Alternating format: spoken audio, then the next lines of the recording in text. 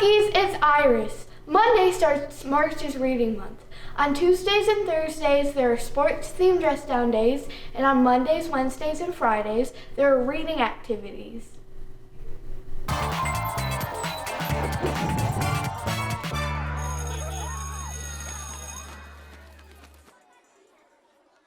Hi, I'm Mrs. Malley, and these are some of my fourth grade students that are using the Kindles that the Hay Foundation was so kind to resubscribe to the Kindle Free Time. This Free Time app allows students to have access to over 10,000 books, and they enjoy reading on these Kindles. We also use these Kindles in a way that students can take a quiz on a book that they've read and receive points for those. So it really helps out because we only have 2 classroom computers. However, we have all these Kindles that they can use to take quizzes.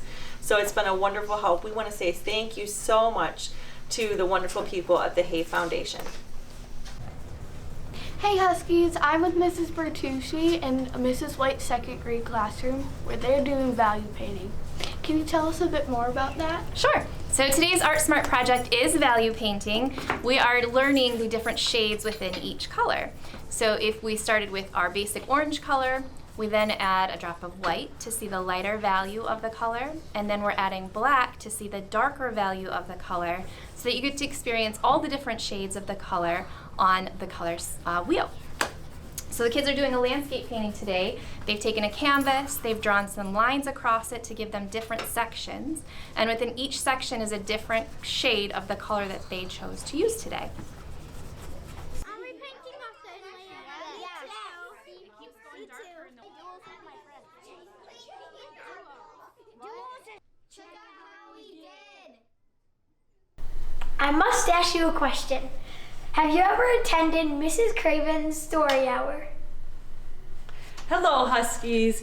We are so happy to say that today we held our 4th story hour. Story hours are meant for children birth through school age. We would love to have you come and visit a story hour. Today we featured the book Moustache by Margie Palatini. When you come to a story hour, you get to take a free book home. Please watch our social media sites and newsletter for more information about upcoming story hours. Bye, Huskies. So boys and girls, today's book is called Moustache by Margie Palatini. Look at this moose. He has crazy hair, doesn't he? Moose had a problem. A horrible, hairy, prickly problem. It grew below his nostrils and just above his upper lip. A moustache.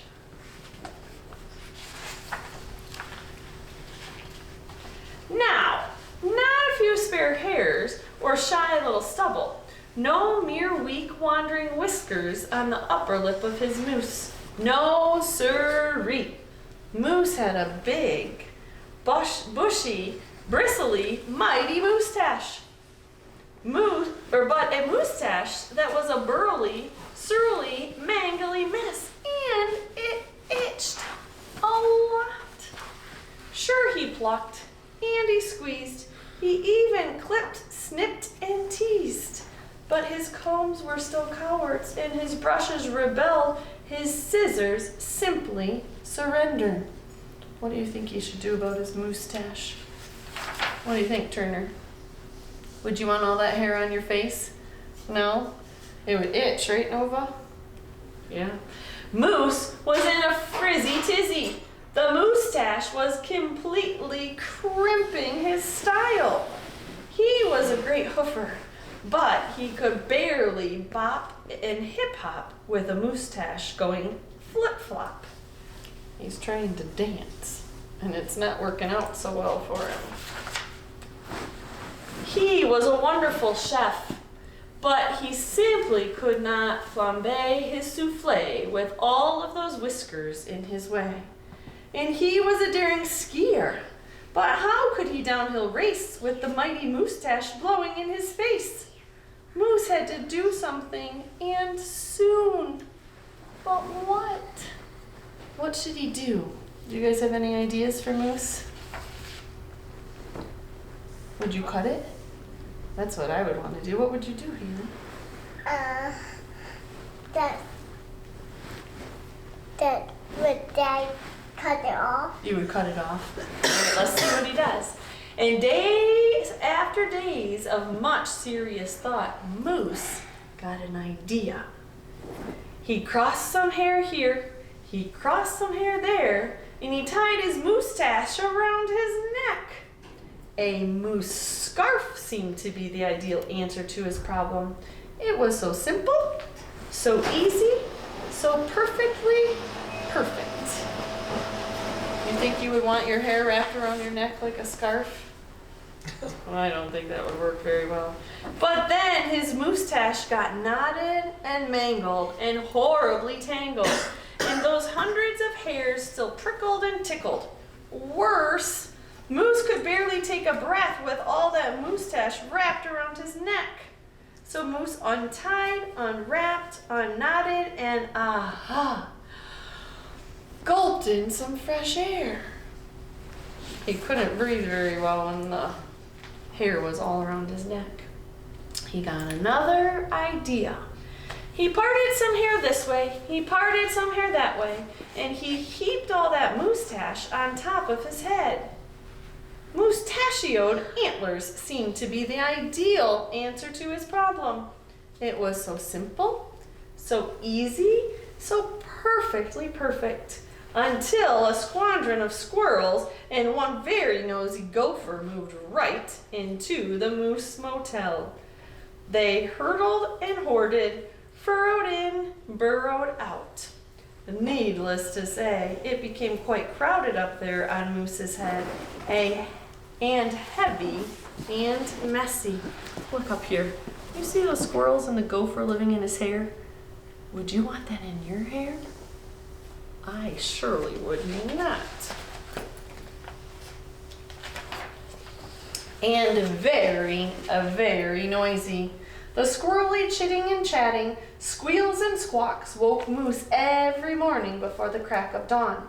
And that gopher was giving the moose one hairy headache. Moose needed his sleep.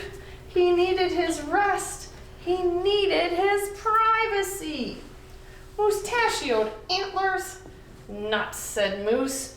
So he unparted and unpiled, untwisted and untwined, and said adios to the hairy horns. Look at this picture. I think this one's funny. Looks like he got in the shower and washed his hair, right? But now what? What? The miserable moose took hold of a hunk of hair and he wrestled it, then roped it. He tethered it, tied, tamed, aha! A moose tail. Now, that was so simple. That was so easy. That was not so perfectly perfect. Talk about a dizzy do. Moose didn't know if he was coming or going. Backwards, forwards, this way or that. He didn't know which way was which. Moose had to bail on the tail. And so he thought, and thought, and thought some more. But no other idea was a worthy winner. Braids were a bother, a moustache sweater, too sweltering. Net? Not. Poor Moose. His problem was truly terrible, unbearable, just downright sad. He felt so alone. He didn't know what else to do. Then, call it fate, call it destiny, it was probably luck. But one day Moose tripped on his moustache and just had no time to duck. Pardon me, they both said as they bumped. Then they blinked and they stared and their hearts went thump, thump. Look at, who did he run into? This is Moose. Who's this? Did he run into another moose? She was a moose with a bouffant so bodacious, outrageous, well, it was just plain old big. Hair after hair piled higher than high. a skyscraping dew of glorious curls, a tower of swirling twists and twirls. She was simply splendid, stupendous, absolutely superb. Of course, Moose had to ask how she did what she did to get such a do. Miss Moose winked and then whispered, "Just a little glue." Would you put glue in your hair? No. No, I would never do that. So she helped. He fearlessly plunged a hoof into a fat pot of the white, gooey goop, and carefully, oh so carefully, they glopped and they plopped. They pasted and they pressed, they coaxed and curled every truly unruly wayward whisker.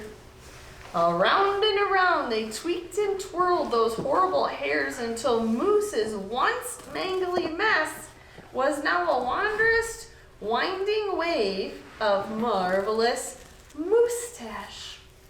Moose gazed in the mirror and smiled a broad moosey smile.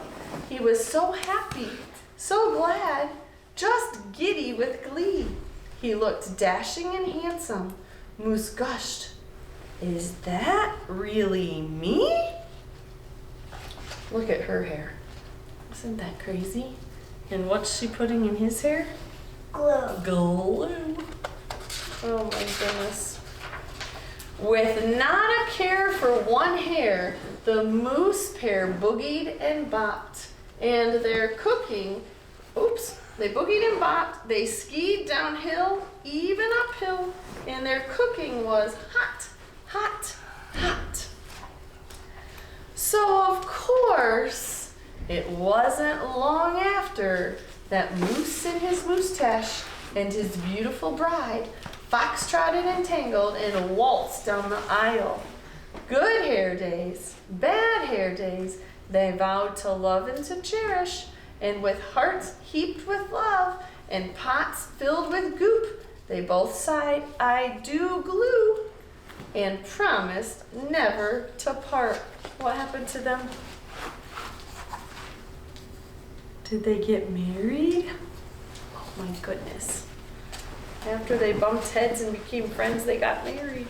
It was so simple, so easy, so perfectly perfect, and it stuck. Did you guys like that book? That's kind of crazy, wasn't it? Well, guess what? You get to take home one of these books to read with your brothers and sisters and moms and dads. So I have a book for each of you. Nova, do you want this one? All right, let me get the other one. All right, Turner, you want to sit up? There you go, Haley. There you go, Turner. You guys get to take that book home.